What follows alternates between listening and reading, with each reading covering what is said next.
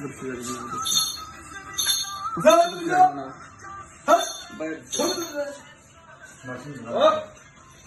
एक मिनट बस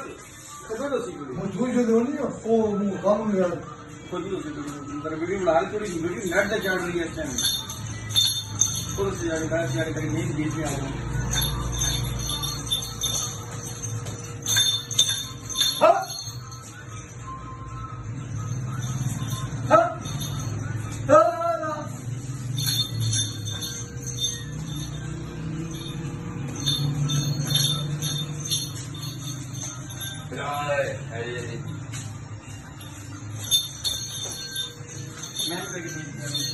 दुकान में वीडियो भाई के बीच में दुकान के लिए